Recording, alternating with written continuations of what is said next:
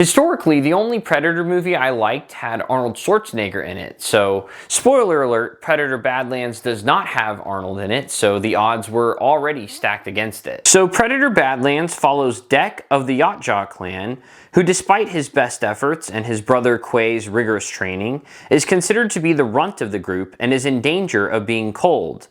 In order to avoid this and prove himself, he resolves to travel to the deadly planet of Genna and hunt the creature known as the Kalisk to win some much needed honor. Hey everyone, I'm the guy with no name. Thanks for stopping by my channel. To any returning viewers, welcome back. And to those who are new, you just made the best decision of your entire life.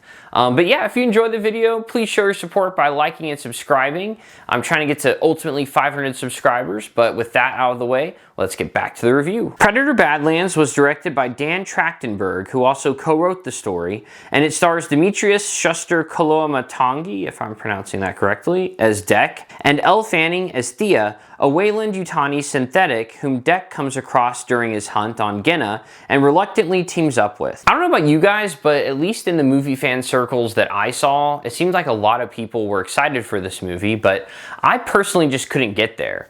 I'd seen multiple trailers, and while the visuals looked good and it was interesting that it was going to be revolving around a predator, I just didn't really see much else to excite me. It seemed like the story was super simple and just a predator hunting a bunch of creatures, but I will say the story is a bit more complex than that, and it surprised me how much I ended up enjoying it. It definitely was a risky move though to have an entire movie center on a predator. I mean, even sci-fi franchises like Star Wars and Star Trek, even though they have lots of alien characters, they never center on them. They're never like the main characters. And I'm sure that's on purpose, just so we as audience members have someone to identify with who looks like a human, speaks the same language.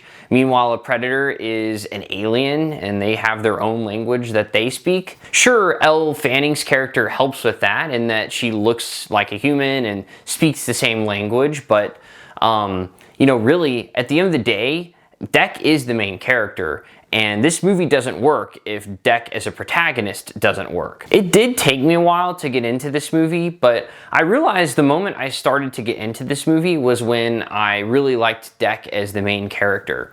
Already, you find out he's an underdog, which helps you be invested more in him, and there is more to his story than the trailers let on, and I won't say anything more here. But also Elle Fanning's character, I feel like she comes in at the perfect time where there's been basically characters speaking with subtitles for a while, and then when you kind of start to get tired of that, here's a character that speaks, in my case, English, and yeah, that was nice. But yeah, she provides some much needed humorous moments, I will say. Not all of her jokes land, but she is kind of more of a quirky android, so it goes with her character. One of the strongest aspects of Predator Badlands is actually the character development. Never thought I would say that, but yes, a predator actually does have some character development. And on top of that, the character interactions that happen along the way are also really fun. There's a lot of good dialogue, I will say. The performances are good, and the action's pretty cool, though sometimes a bit over-choreographed in my opinion. Also, the musical score fits the sci-fi Predator vibes very well. I think my biggest criticisms are that the story still is a bit too simple at the end of the day, and also the ending felt a bit rushed.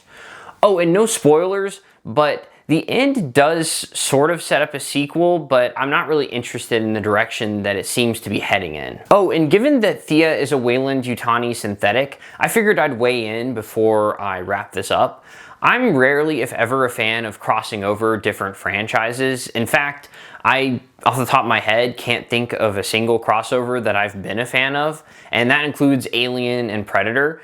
I like the majority of the Alien movies, and I think the first Predator is a classic, but I never really wanted them to cross it over, and I was kind of hoping they'd keep them separate. But if you're gonna cross them over, then this is about the best way that they could have done it. It didn't really feel forced, and it was pretty seamless. Overall, Predator Badlands was better than I expected, and I give it a solid good rating.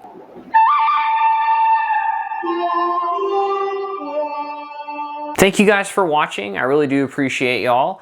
Let me know in the comments, by the way, if you've seen Predator Badlands or if you plan on seeing it. If you've already seen it, what did you think? But also, are you a fan of crossovers or not? And if you are, what crossover is the best in your opinion? Also, if you want to check out my other content, my most recent video is up. It's on the video game Indiana Jones and the Great Circle, as well as the new Order of the Giants DLC. Or if you're wanting to watch something more in line with this one, then check out my video ranking all the Alien movies. I appreciate you guys. This is the guy with no name, signing off.